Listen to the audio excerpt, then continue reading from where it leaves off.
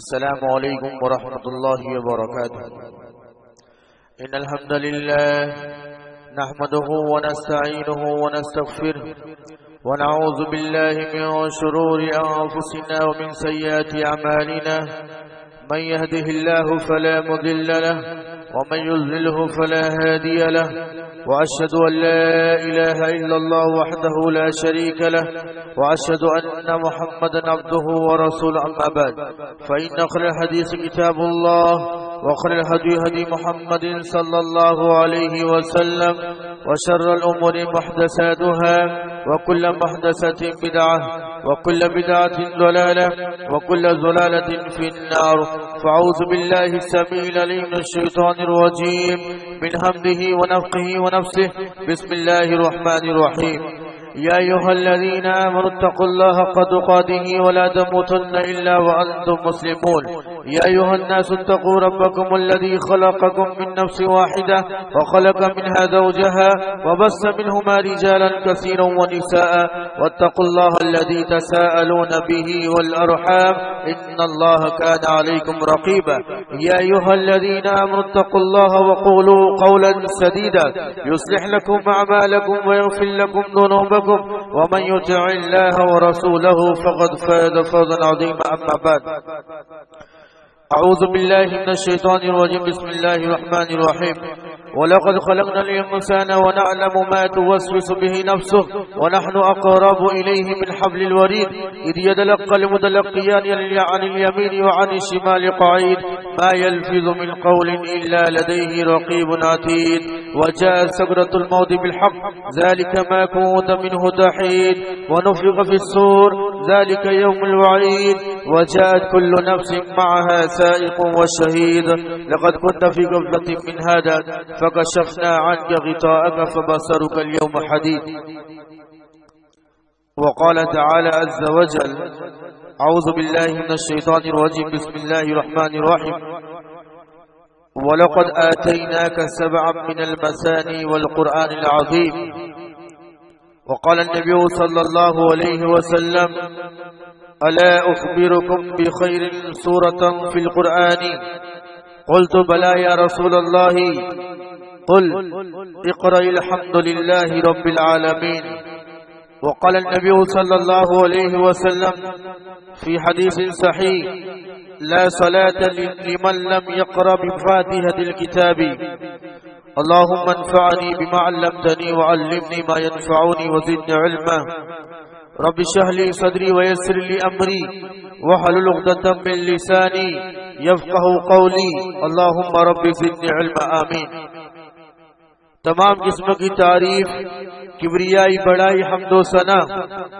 اس رب العالمین کے لیے لائق و زیبا ہے جو ہمارا خالق مالک پالنہار مدبر اور منتظم ہے انگنت درود و سلام ہو تمام انبیاء کی ذات بابرکت پر بالخصوص آخری نبی جناب محمد رسول اللہ صلی اللہ علیہ وسلم کی ذات گرامی پر جن کی محنتوں کوششوں اور کاوشوں کی وجہ سے آج ہم لوگ اسلام کے سائے میں زندگی بسر کر رہے ہیں صلی اللہ علیہ وسلم.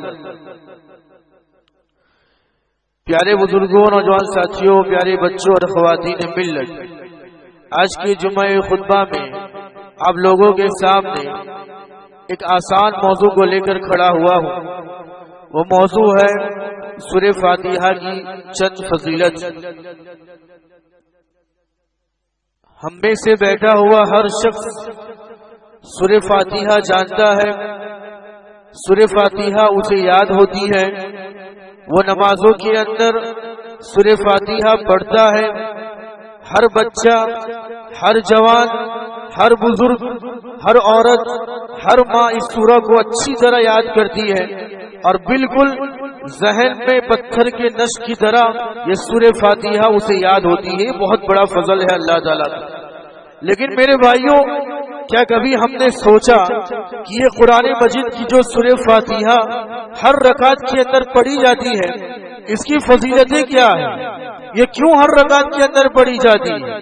چند فضیلتیں میں آپ کے سامنے بیان کرنے کی کوشش کروں گا. اس سے پہلے میں آپ کے سامنے تمہیدی کلمات کے طور پر کچھ باتیں رکھنا چاہتا ہوں. وہ یہ دیکھیے سورہ فاتحہ آپ جب قرآن مجید شروع کرتے ہیں تو سب سے پہلی سورہ آتی ہے، لیکن یہ نازل ہونے دو ترتیبیں ہیں قرآن مجید۔ ایک ترتیب تو جو قرآن مجید میں لکھی گئی ہے، سورہ فاتحہ اس کا نمبر 1، سورہ بقرہ اس کا نمبر 2، سورہ آل عمران اس کا نمبر 3، یہ ترتیب سے چلتی ہے جو ہمارے پاس قرآن مجید اور مصحف پڑے ہوئے ہیں۔ مگر ایک انزال نازل ہونے کی ترتیب ہے، آپ نے جانا ہوگا نازل سورہ اقرا بسم ربک الذی، یہ نازل ہونے میں پہلی سورت ہے۔ آپ جانتے ہیں دوسرے نمبر یا ایھا المزمل قم فانذر، نازل ہونے میں یہ دوسری سورت ہے، جبکہ 29ویں پارے میں بیان کی جاتی ہے۔ 29ویں پارے میں یہ سورہ فاتحہ جو ہے وہ نازل ہونے کا جو عدد ہے وہ 7ویں نمبر کا ہے۔ اس سورہ میں 7 آیتیں ہیں، نازل ہونے کا جو نمبر ہے وہ بھی 7 ہے۔ اللہ اکبر۔ اور جو فضیلتیں میں آپ کے سامنے آج بیان کروں گا وہ بھی 7 فضیلت انشاءاللہ میں آپ کے سامنے بیان کروں گا۔ آپ جانتے ہیں سورہ فاتحہ، آپ جانتے ہیں صرف سورہ فاتحہ ایک نام جانتے ہیں قرآن آپ صلی اللہ علیہ وسلم نے اس سورہ کے بہت سارے نام بیان کیے حدیثوں کے اندر۔ مثال کے طور پر پہلا نام تو الفاتحہ ہے، کیونکہ یہ شروعات ہوتی ہے قرآن مجید کی، اسے فاتحہ عربی کے اندر شروع ہونے کو، آغاز کو کہتے ہیں۔ جب شروعات کرتے ہیں تو اسے فاتحہ کہتے ہیں، یا کھولنے والی کتاب۔ جب قرآن مجید کھولا جاتا ہے تو سب سے پہلے ہمارے سامنے جو سورہ آتی ہے وہ سورہ فاتحہ الحمدللہ رب العالمین آتی ہے۔ اس کا ایک دوسرا نام الحمد بھی ہے، الحمد جس کا معنی تعریف، ثنا۔ اس شروعات جو قرآن مجید کی الحمد، اللہ تعالیٰ کی وقار، اللہ تعالیٰ کی بزرگی، اللہ تعالیٰ کی تعریف سے شروعات ہوتی ہے، اس کا نام پڑ گیا الحمد۔ ایک نام اس کا ام الکتاب بھی آتا ہے، یہ قرآن مجید کی ماں، یہ قرآن مجید کی ماں۔ اس لفظ کو آپ صلی اللہ علیہ وسلم نے حدیثوں کے اندر بیان کیا ہے۔ اس سورہ کو صلاۃ بھی کہتے ہیں۔ بعض وقت آپ صلی اللہ علیہ وسلم نے سورہ فاتحہ کا نام لینے کے بجائے اللہ کے رسول نے صلاۃ کہہ دیا، سورۃ الصلاۃ، الصلاۃ بھی کہتے ہیں۔ اس کا ایک نام شفا بھی ہے، ابھی میں آپ کے سامنے بیان کروں گا۔ اس کی فضیلت کے لیے آپ صلی اللہ اور صحابہ سے بہت سارے واقعات بیان کیے جاتے ہیں۔ شفا ہے، یہ بیماریوں کے لیے شفا ہے، پاگل پن کے لیے شفا ہے، غصے کے لیے شفا ہے، قلبی امراض کے لیے شفا ہے۔ جو قلبی امراض کے اندر مبتلا ہوتا ہے، جس کو غصہ ہوتا ہے، جس کو ناسپاس ہو گیا ہوتا ہے، جو زندگی سے بیزار ہو گیا رہتا ہے، اس قسم کے جب مریض ہمارے سامنے آتے ہیں، جو سورہ پڑھی جاتی ہے اس میں سے سب سے پہلی سورہ سورہ فاتحہ شفا ہے۔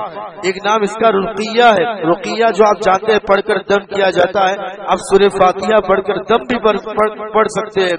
اساس القرآن، اس کتاب اس سورہ کا نام اساس القرآن ہے، کیونکہ یہ سارے قرآن کا نچوڑ اللہ تعالیٰ نے اس سورہ کے اندر بیان کر دیا ہے۔ اس سورہ کے اندر توحید ربوبیت ہے، اس سورہ کے اندر توحید الوہیت ہے، اس سورہ کے اندر توحید اسماء و صفات ہے، اس سورہ کے اندر بندہ دعا اور مناجات کرتا ہے، اس سورہ کے اندر اللہ تعالیٰ بندہ اللہ تعالیٰ سے صراط مستقیم کی دعا کرتا ہے۔ خیر اور بھلائی کی صورت ہے، کافیہ ہے، کافی ہو جاتی ہے۔ الکنز، الکنز، الکنز عربی کے اندر کہتے ہیں خزانے کو۔ یہ سورہ فاتحہ ایک خزانہ ہے مومن اور مسلمان کے لیے۔ سبع المثانی، یہ 7 آیتیں بار بار پڑھی جانے والی، تو یہ چند نام ہیں جو سورہ فاتحہ کے علاوہ بھی اب صلی اللہ علیہ وسلم نے صحیح حدیثوں کے اندر بیان کیے ہیں۔ آئیے فضیلت دیکھ لیتے ہیں، چند فضیلتیں میں آپ کے سامنے، 7 فضیلتیں میں آپ کے سامنے بیان کروں گا۔ دیکھیے سب سے پہلی فضیلت، سب سے پہلی فضیلت آپ صلی اللہ علیہ وسلم نے بیان فرمائی، جو شخص نماز کے اندر سورہ فاتحہ نہیں پڑھتا اس کی نماز ہی نہیں ہے، نماز ہی نہیں ہے اس کی۔ سورہ فاتحہ پڑھنا ضروری ہے، لازم ہے۔ سورہ فاتحہ اگر آپ نے نماز کے اندر نہیں پڑھی تو آپ کی نماز ہی نہیں ہوگی۔ صحیح حدیثوں کے اندر اللہ کے رسول نے فرمایا لا صلاۃ لمن لم یقرأ بفاتحۃ الکتاب، جس انسان نے سورہ فاتحہ نماز کے اندر نہیں پڑھی اس کی نماز ہی مکمل نہیں ہوئی، لا صلاۃ، اس کی نماز ہی نہیں ہوئی۔ ایک حدیث کے اندر اب صلی اللہ علیہ وسلم نے فرمایا جو انسان، جو شخص سورہ فاتحہ نہیں پڑھتا ہے اس کی نماز ادھوری ہے، اس کی نماز ناقص ہے، اس کی نماز کا حصہ کم تر ہے۔ اللہ کے رسول نے فرمایا کل صلاۃ لا يقرأ فيها بأم القرآن فهي خداج۔ خداج کا لفظ استعمال، خداج کا معنی ہوتا ہے ناقص، ادھوری ہے، کوئی کام ادھورا رہ جاتا ہے اسے خداج کہتے ہیں۔ اللہ کے رسول نے فرمایا اگر کوئی انسان سورہ فاتحہ نہیں پڑھتا ہے اس کی نماز ناقص ہے، ادھوری ہے۔ حضرت انس رضی اللہ تعالیٰ فرماتے ہیں اب صلی اللہ علیہ وسلم کا عمل، ابو بکر صدیق کا عمل، حضرت عثمان کا عمل بیان کرتے ہوئے حضرت انس فرماتے ہیں کہ آپ صلی اللہ علیہ وسلم بھی، حضرت ابو بکر بھی اور حضرت عمر بھی جب نماز کی شروعات کر دی تکبیر تحریمہ اللہ اکبر کہنے کے بعد، اللہم بارک بینی دعا پڑھنے کے بعد، دعائے ثنا پڑھنے کے بعد سب سے پہلی سورہ آپ صلی اللہ علیہ وسلم الحمدللہ رب العالمین پڑھا کرتے تھے ہر نماز کے اندر۔ ان النبی صلی اللہ علیہ وسلم و ابا بکر و عمر كانوا يفتتحون الصلاة الحمدللہ رب العالمین۔ ابو بکر آپ صلی اللہ علیہ وسلم اور عمر رضی اللہ عنہم یہ آپ صلی اللہ یہ لوگ اپنی نماز کی شروعات الحمدللہ رب العالمین سے کیا کرتے تھے۔ یہ پہلی فضیلت۔ دوسری فضیلت قرآن مجید کی سب سے افضل ترین سورہ سورہ فاتحہ ہے، سب سے افضل ترین سورہ۔ یوں تو پورا قرآن مجید ہی فضیلت والا ہے، مگر آپ جانتے ہیں آپ صلی اللہ علیہ وسلم نے چند سورتوں کی فضیلت بیان کی ہے، سورہ ملک، سورہ سجدہ، سورہ فتح، سورہ فاتحہ، سورہ اخلاص، سورہ ناس، سورہ فلق۔ آپ جانتے ہیں یہ ساری سورتیں ایسی میں نے بیان کی ہے جس کی فضیلتیں اللہ کے رسول نے بیان فرمائی ہے۔ اس کی ایک فضیلت یہ بھی ہے اللہ کے رسول نے فرمایا یہ ساری قرآن میں سے بہترین اور افضل ترین سورت ہے۔ صحابی رسول حضرت کعب بن ابی رضی اللہ تعالیٰ عنہ سب سے اچھی قرأت کرنے والے صحاباؤں میں سے سب سے اچھی قرآن مجید اچھی انداز میں پڑھنے والے صحابی حضرت ابی بن کعب رضی اللہ تعالیٰ عنہ۔ یہ صحابی فرماتے ہیں ایک مرتبہ آپ صلی اللہ علیہ وسلم نے مجھ سے فرمایا ابی کعب تو جانتا ہے ایسی سورت قرآن مجید کے اندر تو جانتا ہے جو سورہ نہ تورات میں ہے، نہ انجیل میں ہے، نہ زبور میں ہے۔ ابی بن کعب نے کہا کہ اللہ اور اس کا رسول بہتر جانتا ہے۔ اللہ کے رسول میں نہیں جانتا ہوں وہ سورہ کون سی ہے۔ تھوڑی دیر کے بعد آپ صلی اللہ علیہ وسلم پھر کہا ابی تو جانتا ہے ایسی سورت جو نہ تورات میں ہے، نہ انجیل میں ہے، نہ زبور میں ہے۔ ابی بن کعب نے کہا اللہ کے رسول میں نہیں جانتا ہوں، آپ اور اللہ تعالیٰ زیادہ جانتے ہیں۔ اللہ کے رسول نے پھر فرمایا کہ الحمدللہ رب العالمین یہ ایسی سورہ ہے جو نہ انجیل میں تھی، نہ زبور میں تھی، نہ تورات میں تھی، اس کو اللہ تعالیٰ نے قرآن مجید میں نازل فرما دی ہے۔ آپ صلی اللہ علیہ وسلم سے بہت سارے صحابی سے یہ فرماتے ہوئے آپ نے کہا ہوگا، بہت سارے صحابی اللہ کے رسول بہت سارے صحابی کو فرمایا کرتے تھے الا اخبرکم بخیر سورۃ فی القرآن، کیا میں تمہیں قرآن مجید کی سب سے بہترین سورہ نہ بتاؤں؟ بار بار اللہ کے رسول اکثر صحابہ کو یہ فرمایا کرتے تھے، سکھایا کرتے تھے اور تعلیم دیا کرتے تھے۔ صحابہ فرمایا قالوا بلا یا رسول اللہ، اللہ کے رسول ضرور بتائیے وہ کون سی سورہ ہے جو اس قرآن مجید میں سب سے افضل سورہ ہے۔ پھر آپ صلی اللہ علیہ وسلم فرما دیں الحمدللہ رب العالمین، یہ سورہ فاتحہ پورے قرآن مجید کے اندر سب سے بہترین سورہ ہے۔ اسی طرح آپ صلی اللہ علیہ وسلم یہ ایک فضیلت یہ بھی ہے سبع المثانی، میں نے کہا نا ایک نام سورہ فاتحہ کا سبع المثانی بھی ہے، یہ عربی لفظ ہے جس کا معنی ہوتا ہے بار بار پڑھی جانے والی۔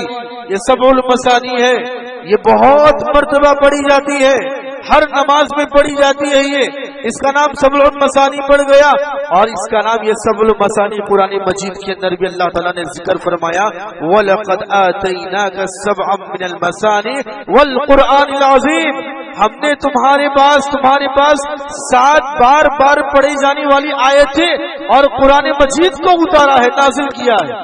آتَيْنَاكَ سَبْعًا مِنَ الْمَثَانِي وَالْقُرْآنِ الْعَظِيمِ، یہ حالانکہ یہاں پر قرآن عظیم کہتے تھے تو پورا قرآن مجید آ جاتا تھا، لیکن فضیلت کے طور پر اللہ تعالیٰ نے نام لیا سبع من المثانی، 7 آیتیں بار بار پڑھی جانے والی الگ سے نام لیا گیا سورہ فاتحہ کا نام یہ فضیلت کے طور پر لیا گیا ہے۔ اتنا ہی نہیں، ایک صحابی ہے جن کا نام ابو سعید المعلی رضی اللہ تعالیٰ فرماتے ہیں نبی کریم صلی اللہ علیہ وسلم کے ساتھ میں مسجد میں بیٹھا ہوا تھا، آپ صلی اللہ علیہ وسلم نے صحیح حدیث ہے اللہ کی رسول نے میرا ہاتھ پکڑا اور ہاتھ پکڑ کر فرمایا میں تمہیں قرآن مجید کی عظیم صورت بتاتا ہوں، جب تم مسجد سے جانے لگو مجھے بتانا میں تمہیں عظیم قرآن مجید کی سورہ بتاؤں گا۔ حضرت ابو سعید فرماتے ہیں میں بیٹھا رہا، جب جانے کا وقت آیا اللہ کے رسول نے میرا ہاتھ پکڑا۔ ابو سعید فرماتے ہیں میں نے آپ صلی اللہ علیہ وسلم کو یاد دلایا اللہ کے نبی تھوڑی دیر پہلے آپ نے مجھ سے کہا تھا کہ جب تم جانے لگو تو مجھے قرآن مجید کی سب سے عظیم ترین آپ بتاؤ گے۔ اللہ کی رسول آپ بتائیے سب سے عظیم ترین قرآن کون سی ہے؟ اللہ کے رسول نے فرمایا سبع المثانی، بار بار پڑھی جانے والی سورہ الحمدللہ رب العالمین، یہ سورہ ہے جو قرآن مجید کی سب سے عظیم سورہ ہے، یہ اللہ کے رسول نے صحابی کو سکھایا۔ چوتھی سورہ فاتحہ نور ہے، نور کہا گیا روشنی، نور کا معنی ہوتا ہے روشنی، صحیح ڈھنگ سے پڑھیں گے اس کے معنی کو یاد کر کے پڑھیں گے، یہ روشنی ہے، یہ ہمارے لیے روشنی ہے، زندگی میں پرکاش دینے والی یہ روشنی ہے میرے بھائیو، یہ نور ہے۔ اب صلی اللہ علیہ وسلم کی صحیح حدیث میں حضرت عبداللہ بن عباس رضی اللہ عنہما فرماتے ہیں کہ میں اب صلی اللہ علیہ وسلم کے ساتھ بیٹھا ہوا تھا، ہم صحابی بیٹھے ہوئے تھے، جبرائیل ہمارے درمیان موجود تھے، جبرائیل ہمارے درمیان موجود تھے، اب صلی اللہ علیہ وسلم پر وحی نازل ہو رہی تھی۔ اچانک آسمان سے دروازہ کھولنے کی آواز آتی ہے، دروازہ کھولنے کی آواز آتی ہے، جبرائیل آپ صلی اللہ علیہ وسلم فرماتے اللہ کے نبی آپ جانتے ہیں یہ دروازہ کیوں کھلا ہے؟ اللہ کے فرماتے نہیں میں نہیں جانتا ہوں۔ جبرائیل فرماتے اس سے پہلے یہ دروازہ کھولا نہیں گیا ہے، یہاں سے اللہ تعالیٰ کا حکم لے کر فرشتہ آپ کے پاس آ رہا ہے، وہ فرشتہ اللہ کے رسول کے پاس آیا، اللہ کے رسول سے سلام کیا اور خوشخبری دی اے محمد 2 نور کی خوشخبری لے کر میں بھیجا گیا ہوں، اللہ تعالیٰ نے مجھے 2 نور کی خوشخبری لے کر بھیجا ہے آپ کے پاس، 2 نور روشنی جسے کہتے ہیں، یہ نور اللہ کے رسول نے فرمایا وہ خوشخبری اور 2 نور کون سے ہیں؟ وہ فرشتہ بیان کرنے لگا نمبر 1 سورۃ الفاتحہ، یہ نور ہے اللہ تعالیٰ نے مجھے حکم دیا ہے، یہ روشنی ہے یہ، اور نمبر 2 سورہ بقرہ کی آخری 2 آیتیں آمن الرسول بما انزل الیہ من ربہ والمؤمنون، یہ دونوں آیتیں لا یکلف اللہ نفسا الا وسعها، یہ دونوں نور ہے، نور کا اللہ کے رسول روشنی ہے یہ۔ 5ویں فضیلت اس سورہ کے اندر آدھی سورت حمد و ثنا اللہ تعالیٰ کی وقار تعریف میں بھری ہوئی ہے، اللہ تعالیٰ کی ملکیت، اللہ تعالیٰ کی بادشاہیت، اللہ تعالیٰ کی ربوبیت، اللہ تعالیٰ کی رحمت پر مشتمل ہے، اور آدھی سورت بندے کے لیے دعا اور مناجات پر مشتمل۔ ایک ہی سورہ کے اندر اللہ تعالیٰ کی ربوبیت آ گئی، اللہ تعالیٰ کی الوہیت کا ذکر ہو گیا، اللہ کی اسماء و صفات بیان کیے گئے ہیں، اور آدھی سورہ اللہ تعالیٰ سے ہم بندے مانگتے ہیں، دعا کرتے ہیں، مناجات کرتے ہیں، سب سے بہترین دعا اہدنا الصراط المستقیم، ہمیں سیدھا راستہ بتا، ہدایت کا راستہ بتا، اہدنا الصراط، سب سے بہترین یہ سورہ ہی ایسی ہے۔ اللہ کے رسول نے فرمایا، اللہ تعالیٰ فرماتا ہے، حدیث قدسی ہو گئی، اللہ تعالیٰ فرماتا ہے جب بندہ کھڑا ہوتا ہے الحمدللہ رب العالمین کہتا ہے، اللہ تعالیٰ فرشتوں کے درمیان کہتا ہے میرے بندے نے میری تعریف کی، میری حمد و ثنا بیان کی۔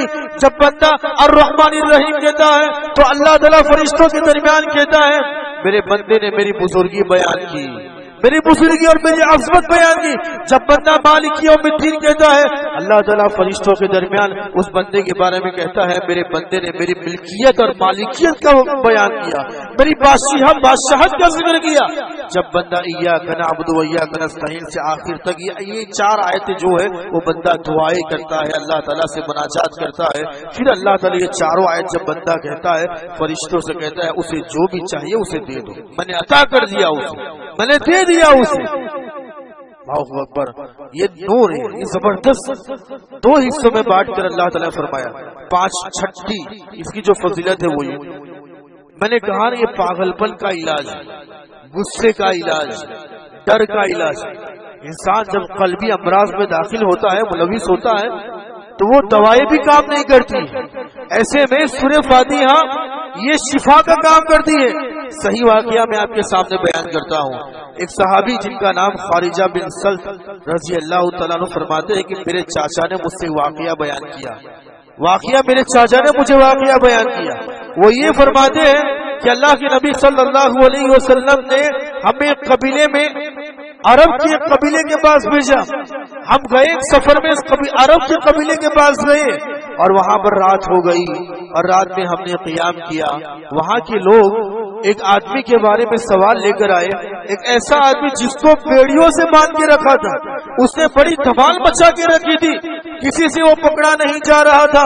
اس کے اوپر بیڑیوں سے، لوہے کی بیڑیوں سے اس کو باندھ کے رکھا تھا اور اتنا دھمال مستی کر رہا تھا، کسی کو قابو میں نہیں آ رہا تھا. اور ایسی حالت میں لے کر وہ صحابہ کے پاس آئے اور کہا، اس قبیلے والوں نے صحابہ سے کہا، ہم جانتے ہیں کہ تم مدینے سے آئے ہوئے ہو اور ہم یہ بھی جانتے ہیں کہ تمہارے پاس ایک نبی ہے جس کے بعد آسمان سے وحی آتی ہے. کیا تمہارے پاس اس شخص کا علاج ہے؟ وہ اس بندے کو لے کر آئے جس کو بیڑیوں سے باندھ دیا گیا تھا. وہ لے کر آئے، صحابہ کو بتایا کہ یہاں پر یہ بندہ ہے جو بہت مستی کر رہا ہے، دھمال کر رہا ہے، یعنی پاگل پر اس کے جنون سوار ہے، اس کے اوپر جنون سے پاگل ہو چکا ہے، وہ جنون بیماری کے اندر مبتلا ہے. تمہارے پاس کوئی دم ہے تو اس پر کر دو، کوئی دوا ہے تو اس کو شفا کے لیے دے دو. وہ صحابی، وہ چچا کہتے ہیں میں نے 3 دن تک اس پر سورہ فاتحہ پڑھ کر دم کی. 3 دن تک سورہ فاتحہ پڑھ کر دم کی. تیسرے دن ہم نے دیکھا گویا کہ وہ بیماری سے شفایاب ہو گیا ہے، وہ ایک دم نارمل انسان ہو گیا ہے. وہ جیسے ابھی جیل سے آزاد ہو کر آیا ہوا انسان، بالکل نارمل انسان ہمارے سامنے وہ بات چیت کر رہا تھا. صحیح واقعہ ہے جو سنن ابو داؤد میں بیان کیا گیا واقعہ. یہ شفا ہے میرے بھائی. اتنا ہی نہیں، یہ سورہ 7ویں فضیلت اور آخری فضیلت، یہ سورہ بہترین دم ہے. پریشان ہو، بچہ رو رہا ہے، نزل لگی ہے، دم کر دو سورہ فاتحہ. اب کو ڈر لگ رہا ہے، خوف ہے، سورہ فاتحہ کا دم کر دو. بچھو نے کاٹ لیا ہے، جسم کے اندر درد ہے، سورہ فاتحہ پڑھ لو، سورہ فاتحہ پڑھ لو. یہ بہترین رقیہ ہے، دم ہے میرے بھائیو. آپ نے دیکھا ہوگا جو علماء جھاڑ پھونک کرتے ہیں، جو رقیہ کرتے ہیں، وہ لوگ سورہ فاتحہ سب سے پہلی پڑھتے ہیں کیونکہ یہ شفا ہے. یہ دم، یہ رقیہ کا سب سے بہترین لفظ ہے میرے بھائیو. صحیح واقعہ امام بخاری نے بیان کیا ہے اور اس واقعے کو بیان کرنے والے خود ابو سعید خدری رضی اللہ تعالیٰ عنہ یہ صحابی فرماتے ہیں، سچا واقعہ بیان کر، بخاری نے روایت کیا ہے. ابو سعید رضی اللہ تعالیٰ فرماتے ہیں ہم ایک سفر میں تھے، رات ہو گئی، ایک قبیلے کے پاس پہنچے. اس قبیلے والوں نے ہماری ضیافت کے لیے، مہمان نوازی کے لیے منع کر دیا. ہمیں پناہ نہیں دی، ہماری دیکھ بھال نہیں کی، ہماری مہمان نوازی نہیں کی، ہمیں کھانا نہیں کھلایا اور ہمیں قبیلے سے باہر کر دیا. رات ہو گئی تھی، ہم قبیلے سے باہر آ گئے اور باہر ایک جگہ پر ہم رات گزار کر ایک ٹینٹ میں ہم نے رات گزاری. رات میں قبیلے کے سردار کو ایک بچھو نے، اور ایک روایت کے مطابق سانپ نے ڈس لیا، بچھو نے ڈس لیا. اب رات میں کوئی علاج نہیں اور ان قبیلے والوں کو سمجھ میں نہیں آیا اور قبیلے کے سردار کو یہ ہوا ہے. قبیلے والے یہاں پر آئے. ابو سعید خدری رضی اللہ تعالیٰ فرماتے ہیں قبیلے والے آئے اور ہم سے کہا کہ تم کچھ پڑھ کر دم کر دو، ہمارے سردار کو اچھا ہو جائے گا. اب ابو سعید خدری رضی اللہ تعالیٰ اور صحابہ فرماتے ہیں تم نے ہماری ضیافت نہیں کی اور مہمان نوازی نہیں کی، ہم کیسے دم کریں، ہم کیسے تمہاری مدد کریں؟ تمہیں رات میں پناہ نہیں دی ہم کو، ہم کیسے مدد کریں؟ تمہیں کچھ دینا پڑے گا، اجرت دینی پڑے گی ہم تمہیں.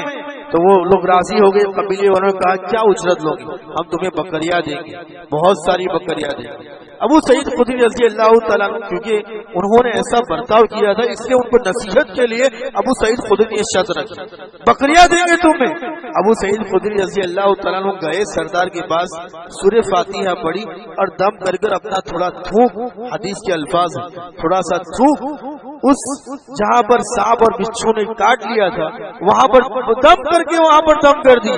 اچھا ہو گیا قبیلے کے سردار کو، خوش ہو گئے وہ لوگ. اور ان لوگوں نے جو بکریاں دینے کا وعدہ کیا تھا وہ بکریاں لے کر آئے اور کہا کہ ابو سعید یہ بکریاں تمہاری ہے، یہ تمہاری اجرت ہے۔ اب ابو سعید خدری رضی اللہ تعالیٰ نے کہا کہ میں یہ بکریاں نہیں لے سکتا ہوں جب تک کہ یہ مسئلہ میں آپ صلی اللہ علیہ وسلم پوچھ نہ لوں۔ میں نے سورہ فاتحہ سے دم کیا ہے اور میں لے سکتا ہوں، اجرت یہ نہیں لے سکتا ہوں، میں اللہ کی رسول سے پوچھ کر لوں گا۔ پورا واقعہ آپ صلی اللہ علیہ وسلم کو سنایا جاتا ہے۔ اللہ کی نبی صلی اللہ علیہ وسلم نے ابو سعید خدری سے کہا ابو سعید تجھے کیسے معلوم کہ سورہ فاتحہ رقیہ ہے؟ سورہ فاتحہ دم کی سورہ ہے۔ اور آپ صلی اللہ علیہ وسلم یہ کہتے جا رہے تھے اور ہنستے جا رہے تھے۔ اللہ کے رسول نے فرمایا ابو سعید بکریاں لے لو، تمہارا حصہ بھی ڈال دینا اور تمہارے حصہ میں سے ایک حصہ میرا بھی نکال لینا۔ یہ اللہ کے رسول نے فرمایا۔ پورے واقعہ سے پتہ یہ چلتا ہے میرے بھائیوں، رقیہ اور دم کی سورہ یہ سورہ فاتحہ ہے۔ سورہ فاتحہ ہمیں پڑھنی چاہیے زیادہ سے زیادہ، اس پر ایمان پختہ ہونا چاہیے، یقین اور بھروسے کے ساتھ ان ساری فضیلتوں کو اگر ہم چاہتے ہیں تو یقین اور بھروسے کے ساتھ یہ سورہ پڑھنی چاہیے، اس کے معنی ہمیں یاد ہونے چاہیے، پورے اہتمام کے ساتھ یہ سورہ پڑھنی چاہیے، پورے اطمینان کے ساتھ یہ سورہ پڑھنی چاہیے۔ جو یہ فضیلتیں بیان میں نے کی اگر ہم حاصل کرنا چاہتے ہیں تو اللہ تعالیٰ سے دعا کرتے کہ اللہ تعالیٰ ہم تمام کو سورہ فاتحہ کی جو بھی فضیلتیں بیان کی گئی ہے اس پر عمل کرنے کی ہمیں توفیق دے۔ آمین وآخر دعوانا الحمدللہ رب العالمین، والسلام علیکم ورحمۃ اللہ وبرکاتہ۔